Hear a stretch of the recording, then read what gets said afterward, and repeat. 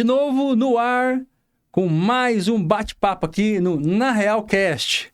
Dessa vez, com um especialista, um perito médico legista aqui comigo, que vocês vão conhecer. Esse bate-papo vai ser muito legal. Aqui, Rodrigo Venceslau, e eu já quero logo apresentar meu colega, amigo de profissão, Dr. Leonardo. Seja bem-vindo ao Na Real Cast. Obrigado pelo convite. Muito obrigado pela sua oportunidade. Imagina, vamos falar de vários assuntos aqui. Você que está acompanhando, a gente vai falar de medicina legal, que a galera acha, né, doutor, que a maioria dos atendimentos são no necrotério. E, na verdade, não são, né? Me conta isso aí. Muita gente acha que o maior trabalho do médico legista é a necrópsia, né? E dentro do ML, por exemplo, não é isso, né? É correto. O que a mídia mostra, os filmes, as séries, sempre coloca o médico legista ali junto dentro de uma sala de necrópsia, né? Mas, na real, as estatísticas mostram, né, que aí o maior atendimento é de vivos mesmo e a maior frequência de lesão corporal, né? Que é as discussões, as brigas, a violência doméstica. Né? Nós vamos falar sobre isso. Em detalhes. E com detalhes. Então, na vida real... Na real.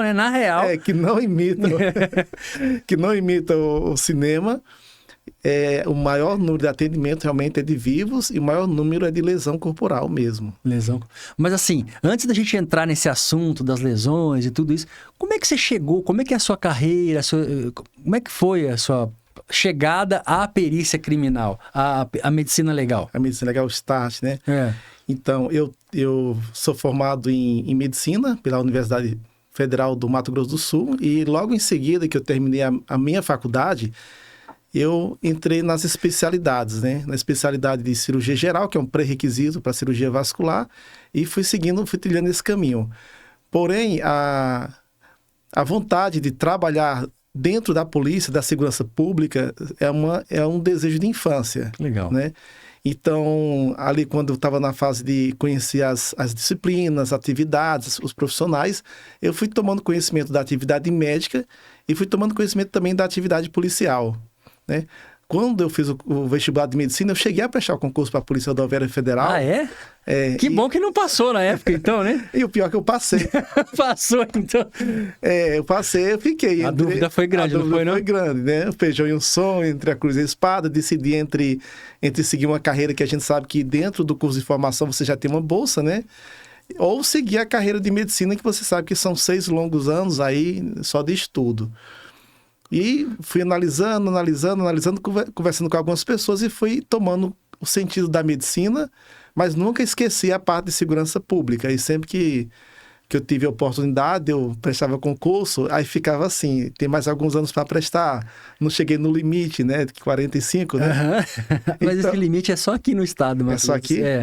Então, aí surgiu os concursos da polícia, né? Assim como surgiu também da PRF, do Corpo de Bombeiro, e eu ficava sempre postergando. Não, ainda dá tempo, vou prestar depois, vou me dedicar um pouco mais à medicina. Até que, depois de muito tempo dentro da prática só da cirurgia vascular, eu pensei em voltar esse sonho de infância e adolescente de ser um agente de segurança pública, né? E como já tem a formação base de médico, veio o cargo de perito médico legista, né? E dessa forma que eu ingressei. Você ingressou. E assim, quantos anos você tem experiência na parte vascular para depois ser agora na parte de medicina legal, né? Dentro da cirurgia vascular eu trilhei exatamente de 2007, 2007 que eu comecei a trilhar pela cirurgia vascular até o momento que você... Mas você não deixou de atuar como vascular, né? Não deixei de atuar. Tenho a função de médico vascular dentro dos hospitais. Sim. E a função de perito médico legista dentro da segurança pública. Exato. E assim, qual é a parte que você achou mais difícil, por exemplo, como médico, para adentrar o cargo de perito médico legista? Qual que assim, qual a barreira, a etapa do concurso, o que foi que você achou mais difícil? Dificuldade não teve. Teve como é que fala, a realidade mudando, sabe? Uma mudança repentina de realidade. Porque tanto para mim quanto para os outros médicos que trilharam os hospitais, as salas de cirurgia, os ambulatórios com pessoas adoecidas em tratamento, aí, de repente, você está trilhando outros caminhos em que você não depara mais com pessoas doentes fazendo consulta, ali você está deparando com pessoas privadas de liberdade ou que foram se envolveram em acidentes ou algum crime, e você está ali fazendo um atendimento diferente do que é comum fazer dentro da medicina. E outra realidade que muda bruscamente, né, é que você já não frequenta mais um centro cirúrgico com foco, com material esterilizado, com aquela anestesia, ou todo equipamento dentro de um centro cirúrgico, e você agora está numa sala de necrópsia, né? Que é bem diferente. Que é bem diferente, que já não tem tantas pessoas, não tem outros médicos, é você e outros agentes, né, que estão te ajudando. A situação é totalmente diferente, o exame é totalmente diferente, o objetivo de você estar em contato com o corpo humano também é totalmente diferente. Então, você tem duas realidades diferentes, que é a realidade do centro cirúrgico e a realidade de uma sala de necrópsia. Eu não posso nem pedir para você comparar um com o outro, porque seria, né? Mas são coisas totalmente diferentes. Totalmente diferente. Agora, dentro de uma sala de necrópsia, igual você está dizendo, tem alguma coisa que você acha que ali, por exemplo, o exame é mais difícil quando acontece esse tipo de crime? Por exemplo, o exame se torna mais complexo se eu recebo um corpo, né, de tal situação. Se tem para você, tem isso? Uma necrópsia ser mais complexa que a outra? Se é tiro, se é faca? Nesse sentido que eu quis dizer. Do graus de complexidade, se a gente for falar do mais simples para o mais complexo, isso. Eu acredito que poderia classificar da seguinte forma: quando que é mais complexo? É quando não existe nenhum sinal, nenhum vestígio externo, quando não existe nenhuma informação que deu start no teu raciocínio, né? Você está ali diante de uma situação em que você olha e você não sabe por onde começar a pensar. E você tem que estar pensando todo momento antes de fazer cada movimento, cada atividade, porque você tem que ter uma linha de raciocínio. E essa linha de raciocínio, ela vem antes de você ter contato com o corpo que você vai examinar. E quando você não tem informação, ou quando tem pouca informação, ou informações controversas, e você ali tem que ter uma linha de raciocínio, torna mais complicado, porque você não tem nem por onde começar. Situações mais difíceis. Quando tem também, por exemplo, duas causas concomitantes, morreu e se afogou, ou se afogou e morreu, né? O tiro acertou e caiu, ou morreu e caiu, depois foi empurrado, ou mataram e empurraram, não, né? Entendi. Então, as situações primeiro, poucos sinais, poucos vestígios. Segunda situação, situações controversas.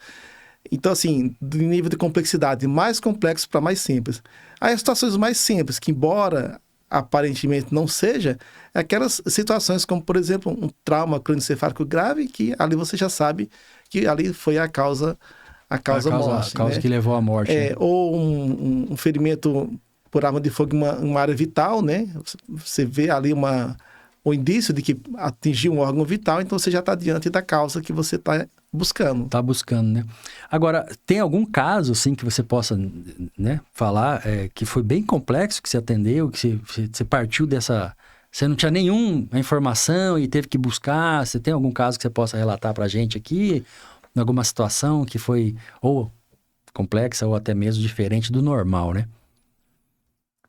Eu acho assim, uma situação que foge da normalidade foi uma situação do paciente que ele tinha um paciente, ó. Oh, quase, né? Já foi um dia, né? Já foi um dia um paciente.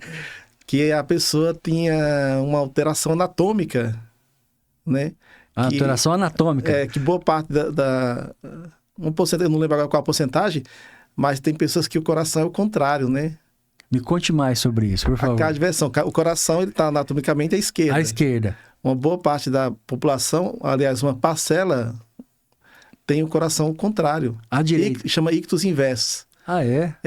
Aí tem várias classificações. Ictus inverso total. Entendeu? Então, assim, a pessoa tinha a alteração e, assim, o que não seria um disparo fatal, acabou sendo um disparo fatal porque ele tinha aquela alteração no coração anatômica.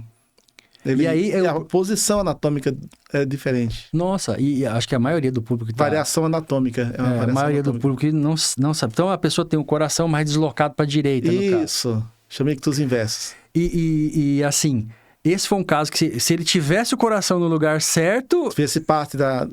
Talvez teria sobrevivido, né? Isso. E isso foi por disparo de arma de fogo. Disparo de arma de fogo. E o procedimento é abrir mesmo, tem que abrir todos os corpos, não tem. Como é que é o procedimento, por exemplo, de uma pessoa que tomou um tiro? Necessariamente se abre o corpo para ver lá os órgãos e tudo isso?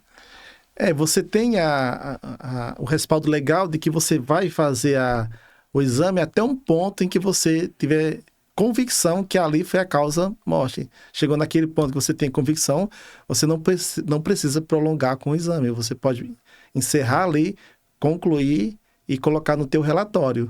Então, se você está ali fazendo o exame de corpo de delito, exame necroscópico, que você chegou à situação em que você fala, não, agora eu tenho convicção de que essa foi a causa, ali você tem autonomia para encerrar o teu exame. Encerra e aí já dá a causa da morte. Já, né? já coloca Que essa é uma das no atribuições do médico legista, uma das, né? Isso. Que determinar a causa da morte, não é isso? Se determinar a causa morte, né? Se é compatível com o histórico que você recebeu também. Entendi.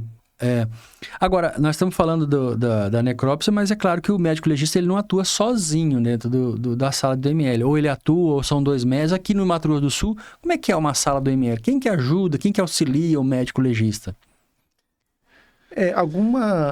Pode haver situações em que ele tenha uma ajuda de um outro colega, né? Situações mais complexas, em que ele já tem essa disponibilidade, ele pode pedir ajuda e outro colega ajuda ele tanto no exame quanto na confecção do laudo, né? E, assim, colega da mesma função, né? E também, ele tirando isso, ele trabalha já com equipe, né? Ele, como o perito médico legista, geralmente você tem o auxiliar de necrópsia, que é a pessoa que vai ter o contato direto com o corpo, que vai cuidar de cada etapa ali, que vai fornecer o material, que vai pegar, coletar fragmentos de órgãos, que vai coletar o corpo estranho que foi encontrado. Então, você tem o auxiliar de necrópsia, que é uma formação em que a pessoa está habilitado a estar te ajudando ali naquele exame, né? E, além disso, tem o agente de polícia científica, que é a pessoa ali mais responsável pela documentação, o checklist da documentação, a conferência do material, a conferência da sala, né? Falar assim, e o registro fotográfico, né? São pessoas que estão habilitadas ali a usar a máquina fotográfica e fazer o registro das principais etapas ali da tua avaliação, né? E isso vai para o laudo depois, né? Essas fotos, tudo isso aí, esses registros, eles são documentados no laudo que é emitido depois pelo médico, não é isso? O laudo ele tem 3 partes, né? Ele tem a parte de descrição, a parte de croquis e a parte de registro fotográfico. Essas 3 partes, elas interagem com o objetivo de dar ao solicitante uma clareza do resultado do exame. Então, ele vai, o que é de relevância, o que vai estar em sintonia com o croquis e com a descrição que você colocar no texto, né? Então, você coloca ali as imagens que vão de encontro com as informações que você já colocou na descrição e que você deixou esboçado no croquis. São 3 partes de um laudo. Quer dizer, e qual que é o vínculo aqui que você entende pertinente das informações que o perito criminal leva para a sala, né, da necrópsia? Sim, você acha que é imprescindível? Você gosta dessas informações? Você procura ou se não tiver, paciência, mas se tiver, você prefere?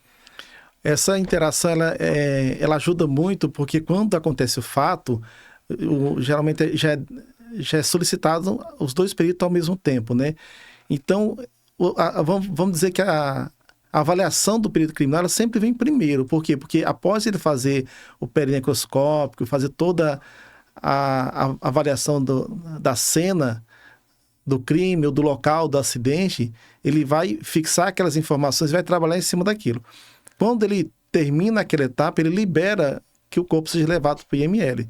Então, uma vez que aquele corpo já mudou de posição, já foi manipulado, as vestes foram retiradas do lugar, ele já começa a mudar as suas características que ajudariam a você formar a tua linha de raciocínio. Certo. Então, quando você tem essa interação e você tem essas informações vindas do perito criminal, mesmo que seja informação prévia, assim, eu não tenho um laudo definitivo, Sim. mas posso te passar tais informações, ele já te ajuda a montar o teu raciocínio lógico, né?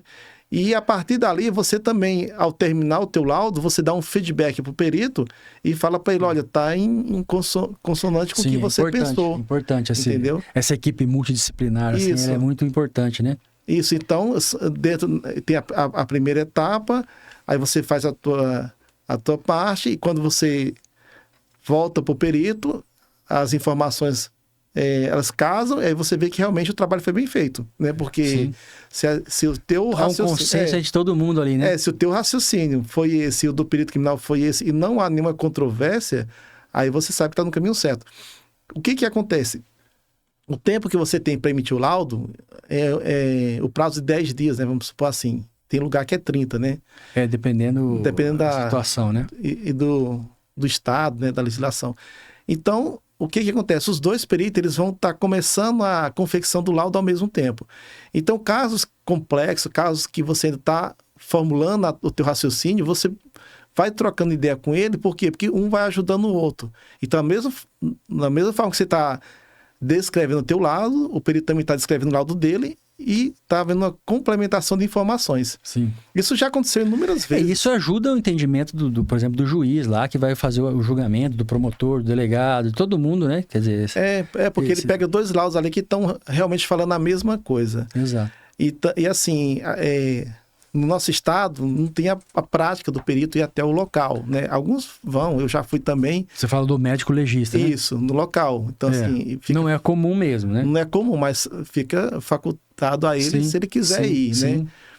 E também a mesma coisa do perito criminal. Se ele vai lá até a sala de necrópsia para poder ver o exame... É facultativo. É facultativo a ele. Sim. Então, às vezes acontece isso. Por exemplo, se você vê que houve uma ocorrência, é um caso que você pode ir, você já quer estar junto lá do local, você pode ir lá para você já ter interagido das informações. E o perito criminal também, várias vezes, ele vai até a sala de necrópsia também para ver, para ter informações e interagir do andamento daquele trabalho dele. Né? Trabalho em comum, falar assim. Sim, claro. Você já viu, assim, saindo um pouco da sala de necrópsia, né? Porque eu acho que, igual a gente disse no começo, o principal exame que o perito médico legista, o principal eu digo em quantidade, né? Isso. Em quantidade. São os exames em vivos, né?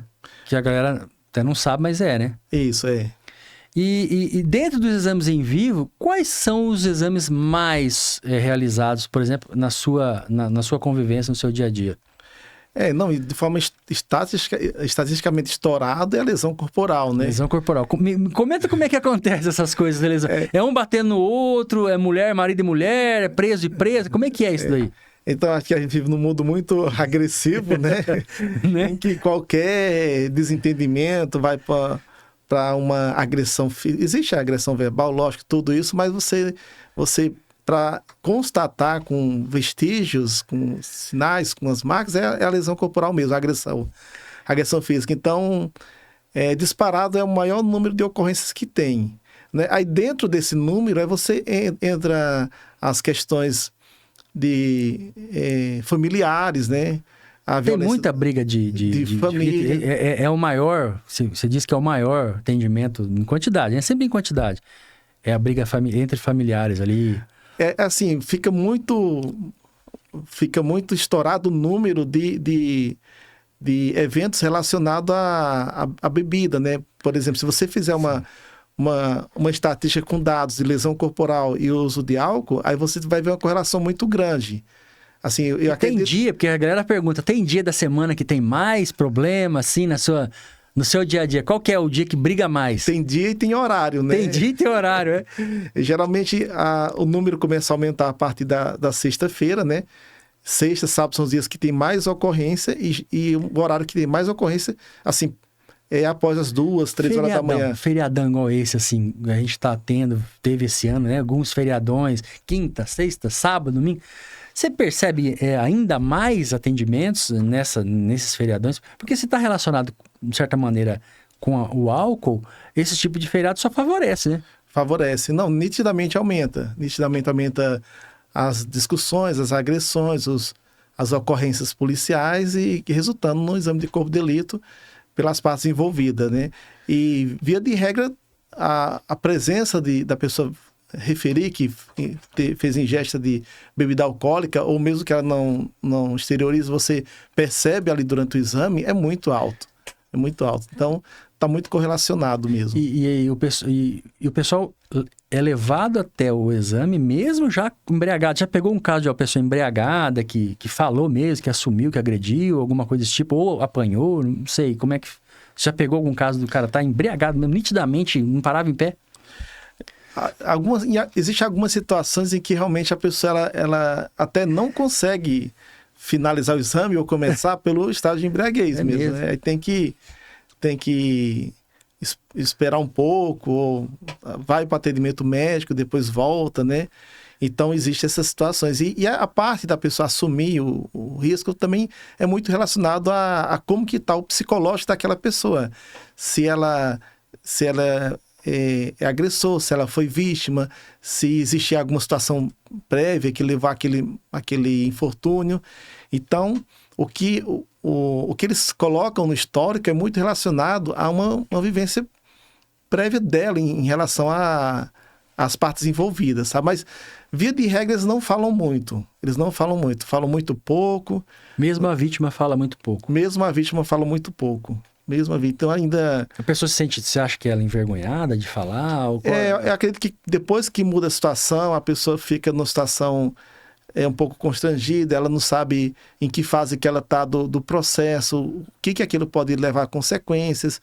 Então, alguns falam muito pouco e outros também passam dos limites, né? Sim. Às vezes, alguma sinal, um vestígio que você vê que não está relacionado ao evento, às vezes a pessoa demonstra, fica na dúvida se aquilo está ou não, né? Então, você tem que examinar com mais cuidado, ouvir com mais cuidado para poder ser mais assertivo nas respostas. E já teve algum caso que eu já vi relatos de alguns colegas médicos legistas falando que a pessoa foi fazer um exame e quis uma consulta lá, foi pedir remédio, prescrição. Já aconteceu alguma vez contigo? Via de regra, quando todo lugar que entrar a palavra médico... A pessoa já quer uma consulta já. Independente de onde você esteja. Isso acontece no INSS também. Os colegas que trabalham no INSS, isso acontece com o médico da empresa, que eu acho que é o mais comum de acontecer, por exemplo, o médico do trabalho. Então, ele está ali para ver as condições de trabalho, fazer a avaliação do ambiente, se a pessoa pode ou não. Ele não está ali para prescrever ou medicar ou clinicar, né? Clinicar que a gente fala. Então, onde entra a palavra médico... Já tem, vem a consulta. Já acontece, então, com certa frequência em todos os lugares. Mas todos os lugares que entrar a palavra médico. Ali, no caso dos exames, as pessoas mesmo assim já falam... que é bom para tomar, não sei o que. Às vezes a pessoa já pergunta ou acha que quando fala que vai passar pelo médico, acha que vai passar por uma consulta. Entendi. Pela avaliação, pelo tratamento, né? Entendi. Isso é via de regra. Às vezes, como também é falado para ele, né? Fala, você vai passar pelo médico, não pelo médico legista, não é isso? De repente... ou passar pela perícia, né? Ficaria mais... Exato, ficaria mais... Mais neutro, né? Exato. Assim, vai passar pela perícia, então a pessoa sabe que ela vai ser avaliada. Mas quando entra a palavra médico, geralmente pode acontecer de um outro querer já tocar no assunto. Já tocar no assunto, já.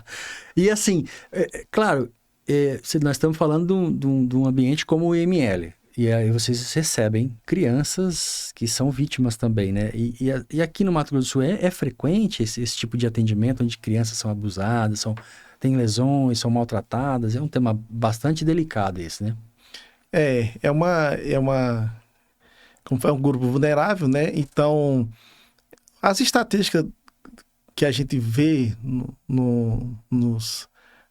nas publicações e o que a gente na realidade vencer é muito próximo, sabe? E é um atendimento diferenciado. Por quê? Porque você tem que ter uma escuta qualificada, você tem que saber lidar com aquela faixa etária. E não só a criança, mas o idoso também, né? Os extremos da vida são situações diferentes que você tem que ter mais cuidado para que você não torne aquele momento um momento pesado para quem já passou por uma situação ruim, né? Então, isso acontece, mas assim, geralmente a equipe, não só o médico, a equipe está preparado para isso. Isso é importante, né? Que a equipe toda esteja preparada. Por exemplo, o que acontece quando a gente está diante de uma situação dessa, a gente costuma se reunir antes, conversar um pouco antes para alinhar as falas, para alinhar as condutas, para evitar que tanto a criança, o adolescente ou a pessoa que está acompanhando seja constrangido ou que se sinta incomodado de alguma forma ali durante aquela atividade tão importante para a defesa deles, né, para o atendimento deles. Sim.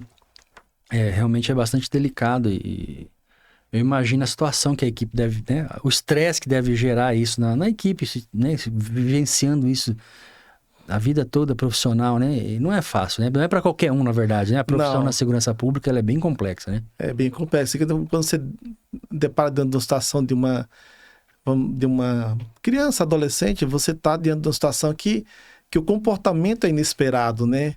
Ali já tem uma vivência, então ele já tem vamos falar assim, um referencial das coisas, ou se tem conhecimento ou não do que está acontecendo. Então, tudo isso pode influenciar no comportamento daquela pessoa e dar ali um pouco mais de complexidade ao caso, né? Então, nessas situações, são situações inesperadas, mas que a gente consegue sair bem, porque você consegue conversar, escutar, interagir, não tem pressa, as coisas vão acontecendo no seu tempo, né? E assim, e não havendo uma comunicação clara, uma comunicação assertiva, o resultado é satisfatório. Sim, e eu sei que no ML também existe uma gama muito grande de exames das pessoas que são presas, né? Ela vai para o presídio, ela precisa passar por um exame. Essa situação gera algum tipo de dificuldade, porque a pessoa, né, está ali com às vezes, nitidamente criminoso mesmo, né? Um criminoso que você sabe que ele é um homicida, ou sei lá, um estuprador, né? E gera algum tipo de cuidado para o atendimento ou se já estão com um protocolo estabelecido já? As pessoas que são conduzidas, as transferências, que tem que passar por essa avaliação por uma forma de assegurar a integridade deles, já são situações assim que é diferente do flagrante, daquilo que aconteceu e foi encaminhado, porque ele já está ali no curso do seu processo, mas não chega a ter um impacto, por quê? Porque naquela etapa a pessoa está também, vamos dizer, familiarizada ao que vai acontecer. Ele já passou por aquilo, né? Ele já passou por aquilo, ele sabe que realmente é necessário, já foi explicado para ele, então assim, não tem nenhuma dificuldade nessa interação da equipe com a pessoa que está sendo periciada, né?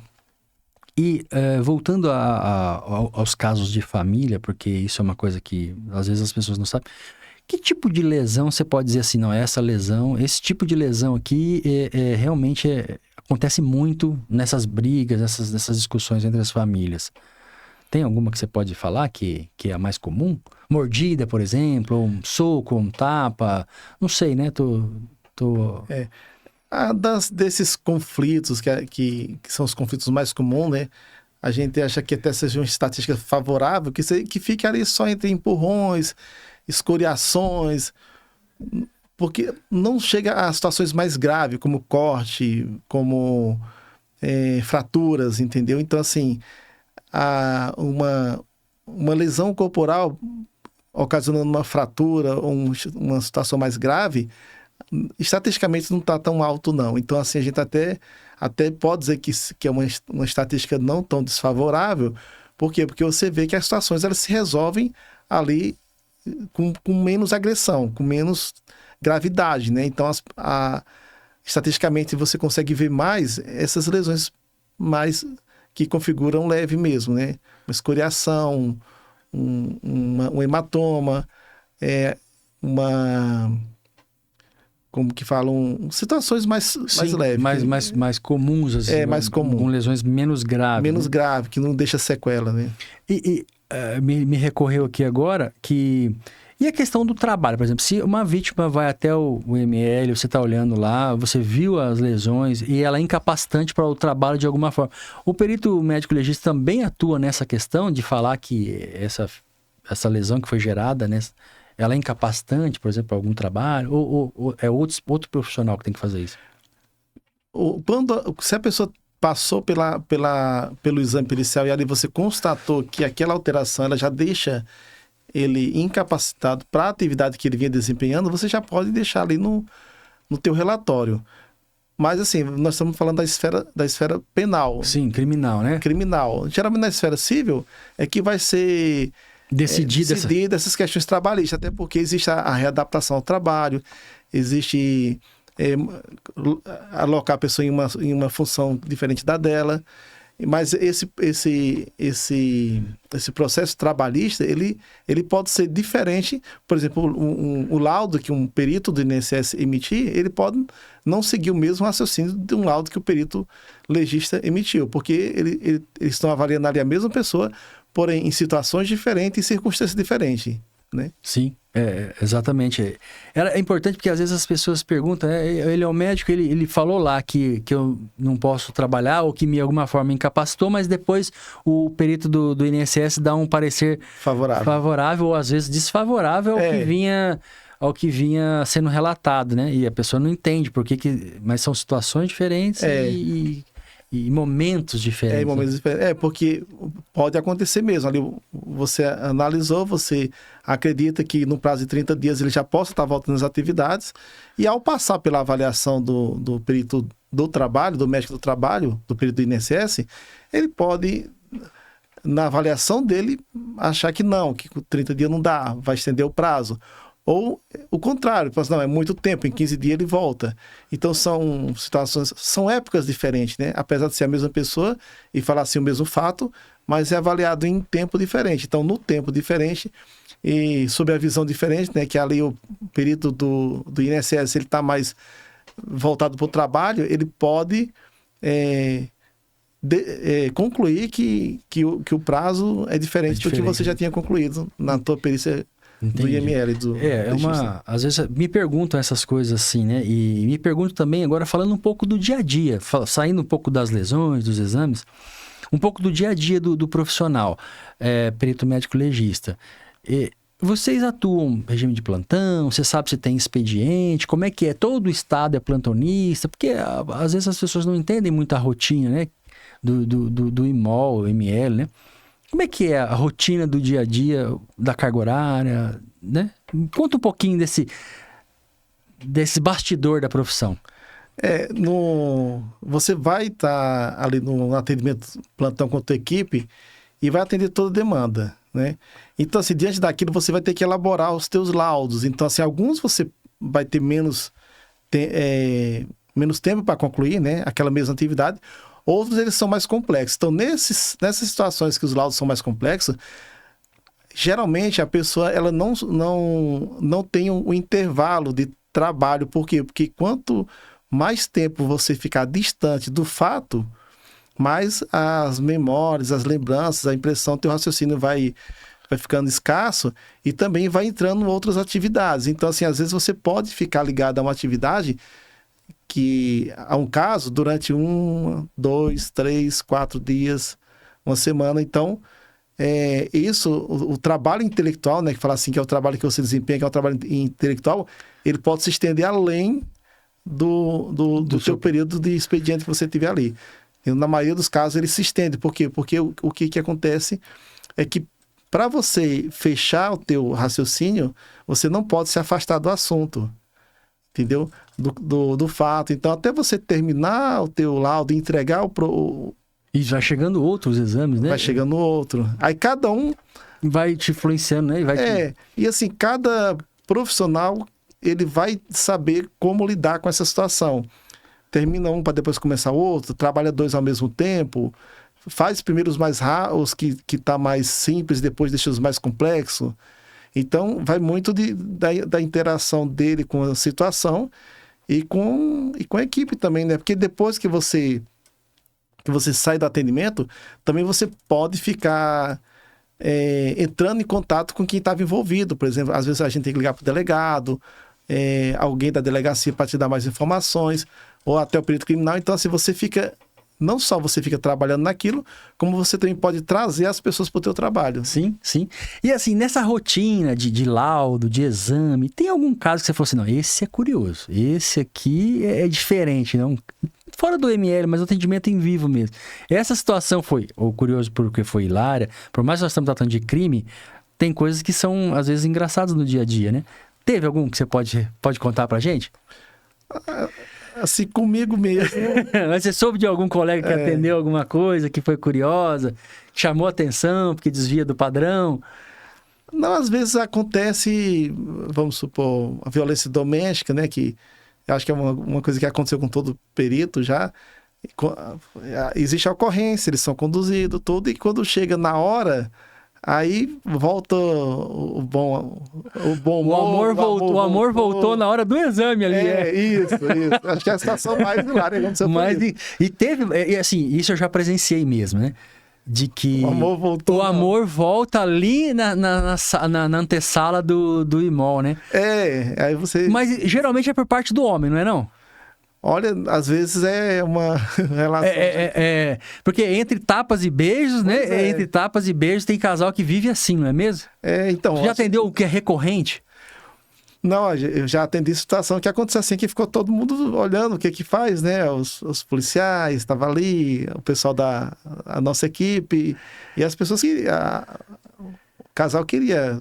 Se reconciliou. Se reconciliar e ir embora na paz, entendeu? Mas não pode, né? Aí você tem que seguir o fluxo das suas atividades, mas assim, também a gente até... parabeniza que eles estão... Tem que ficar contente que o amor voltou. Né? Recomenda que não haja mais agressões, né?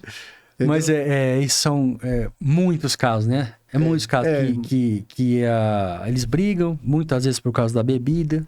Aí depois passou o fator e depois volta. E aí um perdoa o outro e vice-versa, o homem perdoa a mulher perdoa o homem e eles querem voltar, né? Mas... Só que eu já vi essa questão da agressão... geralmente ela é crescente, você concorda comigo? Por exemplo, você começa com uma agressão verbal, depois você dá um empurrão, aí ali na frente você já dá um tapa, um soco, e aí pode vir a óbito. É assim mesmo que você percebe no dia a dia, mas existe essa progressão da violência dentro desse âmbito familiar? Quando você está dentro de situações em que envolve a lesão, você às vezes fazendo uma entrevista com a pessoa algumas situações até relatam que realmente aconteceu esse caminho, né? Que começou com gestos mais simples, com situações mais simples, foi complicando até uma lesão, uma situação mais grave. Mas, assim, o mais comum são situações de um tempo mais curto. Até porque eu acredito que quando existe essa incompatibilidade, as pessoas já se afastam de alguma forma, elas se afastam até com o intuito de se proteger, né? Então, existe sim esses relatos de situações que já se arrastam há muito tempo, mas o mais comum são situações que tem um curso de uma história mais curto, né? Sim, interessante. Do que eu já tinha lido era que ela progredia mesmo, né? Pode acontecer, mas não é a regra. Geralmente o que a gente vê com maior frequência são situações realmente que são... Por exemplo, aconteceu de um espaço curto de tempo e a pessoa mesmo envolvida ela já tem interesse em sair daquela situação e não repetir a mesma situação, né? Isso é o ideal, né? Isso é sempre o ideal. Né? Você fez um erro, não repetiu. Persistir no erro, né? Porque aí também, pelo amor, né? Mas eu sei que também tem um exame que eu queria que você falasse, que dentro do imol é bastante complexo, que é o exame sexológico, né? Que são as perícias sexológicas. Essas são bastante difíceis, não são? Essas são vamos falar assim, uma particularidade, uma situação que você tem que também ter mais cuidado. Por quê? Porque dentro desse contexto, você está entrando na intimidade da pessoa, você está entrando na violação do corpo dela de uma forma agressiva. Entendeu? Então, assim, os crimes sexuais, eles envolvem muito o psicológico da pessoa. Então, assim, é diferente de uma lesão corporal, que a pessoa sabe que foi aquilo mesmo, machucou, e ele tem consciência de tudo que aconteceu. Então, quando você entra na questão da sexualidade, do psicológico da pessoa, você tem que estar sabendo qual a gravidade que aquele fato trouxe para ela, né?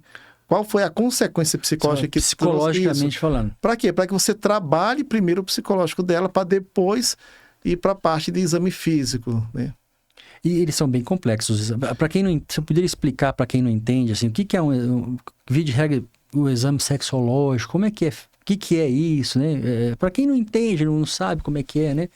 De uma forma geral, por exemplo, a gente sabe que a sexualidade está presente na humanidade, faz parte da vida social de todo mundo, né? E que é uma situação em que as pessoas se procuram e vão ter as suas relações com consentimento mútuo, né? Dentro de um enlace sentimental. Então, assim, quando que a coisa começa a desandar? É quando uma das partes não está dentro dessa situação, né?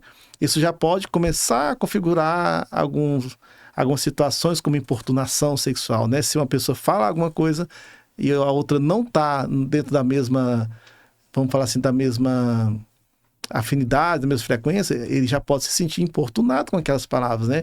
E de uma forma crescente, pode passar para gestos, para ações e para violação do corpo do outro, né? Aí nessa fase de violação isso pode deixar marcas. Então essas marcas, esses vestígios é o que vai ser descrito nos laudos, mas começa com uma situação diversa da pessoa aceitar aquele contato, aquela proximidade, aquela relação com a pessoa envolvida. Geralmente ele pode também estar acompanhado de outras situações, como violência física também. Também, né? E a pessoa já foi até o IMOL e o IML e se negou a fazer o exame, falando, nesse exame eu não quero que você mexa, não quero que você faça, não aceito. Já aconteceu com você alguma vez?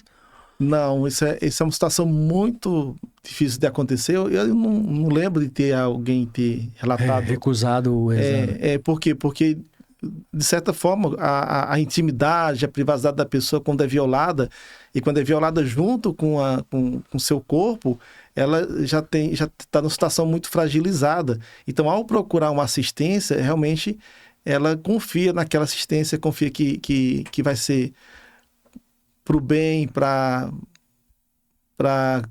um atendimento humano, acolhedor, e assim, a própria situação pela qual ela passou leva ela a procurar uma segurança nas pessoas que estão em volta. Então, assim, eu não recordo de alguém ter negado de passar por essa avaliação. E são feitos coletas para tentar identificar o autor, isso, né? E assim, qual que é o procedimento? Encaminha para onde? Como é que funciona essa questão? Porque um dos objetivos é buscar a autoria, certo? Correto. Então, assim, ali na pessoa que teve a sua integridade violada, de acordo com o histórico, com o que ela contou, se a pessoa só beijou, se arranhou, se teve contato físico, se usou ou não algum método de barreira, né? Você vai estar com aquele histórico e você vai coletar o material da pessoa para que seja feita pesquisa, né? Existe a pesquisa de substâncias biológicas que não está presente na mulher e está presente no homem, pode ser encontrado. E existe também a pesquisa do DNA, né? Ali onde tem onde a pessoa pode ter deixado suas secreções, né? Ele pode coletar o material, fazer uma pesquisa de DNA, e aí você tem a amostra de referência, que é a amostra da vítima. Se não bater com a referência, quer dizer que é de um terceiro, né? De uma outra pessoa. Então, as pessoas suspeitas, as pessoas acusadas, elas também vão estar com o seu material sendo coletado e examinado. É padrão isso? É padrão, né? E diante desse resultado, você vai ter a compatibilidade, um fator a mais que fala a favor se houve ou não aquele... É porque eu estou me recordando aqui do caso do Daniel Alves, não sei se você já viu o jogador, né? Porque foi encontrado, né, material genético na mulher, mas ele foi absolvido, né? Porque ali não está falando da intenção, está falando de que teve um material genético, não é isso?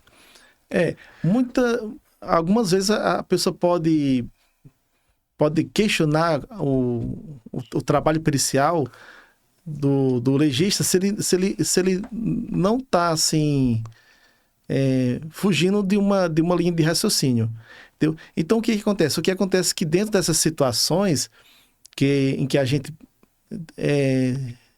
descobre alguma coisa ou investiga e tem um resultado positivo, ela é só um elemento dentro de uma investigação bem mais complexa, né? Então, assim, existe não só essa história, mas existem várias histórias em que a investigação ela começa a tomar rumos diferentes, independente do que você conseguiu ali coletar de material, do que deu positivo ou não. Por quê? Porque vai tomando um formato, vamos falar assim, mais próximo da realidade. Sim. E às vezes a realidade ela pode não tá batendo com o que você estava pensando, entendeu? Sim. Mas assim, nessas situações eles dependem muito mais da investigação. Que é o que a gente não busca na perícia, né? A parte subjetiva, a intenção, não teve. Os fatos, aí se houve ou não a intenção. Se houve ou não, né? Como é que se deu, se teve dolo, se não teve dolo. E isso é a parte que a investigação acaba fazendo, né? O nosso é registrar, né? Como você está falando, o material. Foi encontrado o material. Exatamente. Agora, como que aquele material chegou ali não é uma conclusão. Em quais circunstâncias. Já dentro da perícia não consegue obter essas respostas.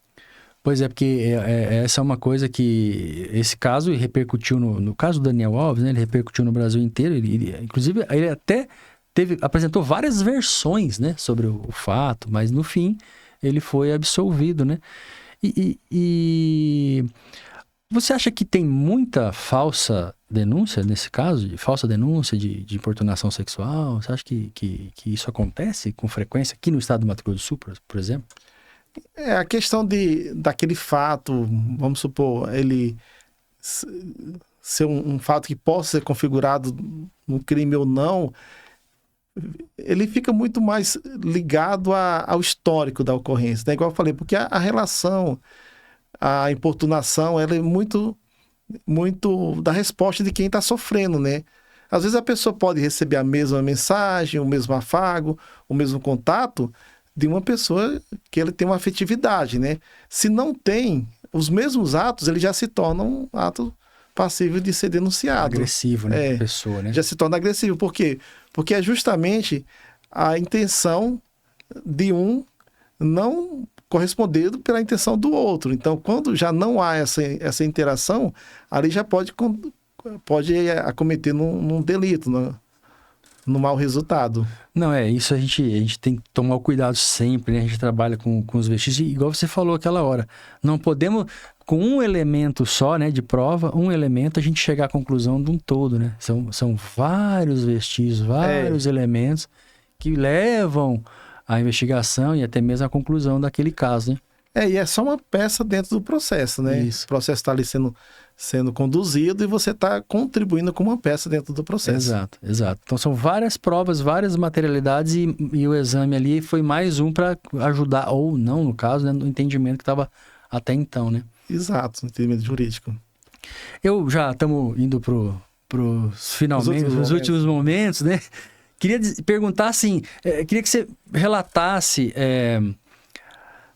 a dificuldade de ser um médico legista, por exemplo, nos plantões, se ela é igual, por exemplo, a dificuldade... Não deve ser, penso eu, tá? Minha opinião, mas eu queria o seu relato. De um hospital, por exemplo. Porque como o hospital, a pessoa ainda tá, né? Tá ali procurando atendimento, ali é briga. É mais difícil trabalhar dentro do ambiente do IML do que de um hospital? Ou você diria que não tem relação mesmo uma com outra? Assim, um ambiente hospitalar, ele é um ambiente que ele mantém uma previsibilidade, né? Porque você tem... Geralmente, se você for em qualquer hospital da cidade e perguntar assim, como que funciona o atendimento? Aqui nós somos um hospital referência em tal doença, nós somos um hospital que tem um número X de atendimento mensal, então você tem os números previsíveis. Já na situação de você trabalhar como legista, você tem a imprevisibilidade. Porque vamos supor, de repente você tá lá tranquilo e cai um avião igual lá que aconteceu em Vinhedo, né? Exatamente. Você já pensou como que ficaram aquela equipe lá, né? Atender todos aqueles casos, ter que pedir reforço, né? E fazer toda uma logística para atender uma situação inesperada. E assim, dentro de um local de perícia, pode acontecer isso, um acidente envolvendo várias vítimas. Então, às vezes, a imprevisibilidade é o que mais te deixa tenso, tudo pode acontecer. Realmente, o plantão, ninguém sabe, né, o que vai acontecer no plantão, né? Já atendi vários casos de queda de avião. Trem, acidente com trem, entendeu? Trem, veículo. Carbonizado. Então, esse tipo de coisa realmente é imprevisível. Mas eu queria agradecer demais você ter aceito o convite para bater esse papo aqui com a gente, falando da medicina legal. Eu sei que sua especialidade não é só essa, né? Você trabalha com a parte vascular. Nós temos que marcar um episódio para você vir falar só das questões vasculares, não é isso? Isso, os temas de... O que é o pior BO na vascular aí que você fala? Esse é o BO que a sociedade, aí, as mulheres, o homem também, todo mundo, né? Tem, que é a trombose, é isso? O que todo mundo tem, varizes. Varizes. E o que mais assusta é trombosi. Exato. Então a gente vai ter que marcar uma hora pra gente vir falar só das varizes, das tromboses, fugir da medicina legal, né? Sim, mudar o tema. É isso aí. Fica à vontade, se quiser fazer as considerações finais, aí quiser falar alguma coisa, fique à vontade. Não, perfeito, agradeço o convite. E então, assim, a nossa função, nosso trabalho como perito é fantástico. Tem uma divergência assim, entre o que a gente vive e o que os filmes, a vida do cinema mostra, né? Mas são emoções diferentes. Né? É isso, é verdade. Obrigado. O CSI não é muito parecido com a vida real, né? Não é muito parecido, não. Mas é isso aí. Chegamos ao fim de mais um episódio. Quero agradecer, pedir para você compartilhar, curtir, fazer seu comentário, deixar sua pergunta que a gente encaminha para o Dr. Leonardo. Então, assim, ajude a divulgar e disseminar o trabalho do perito médico legista. Muito obrigado e até o próximo.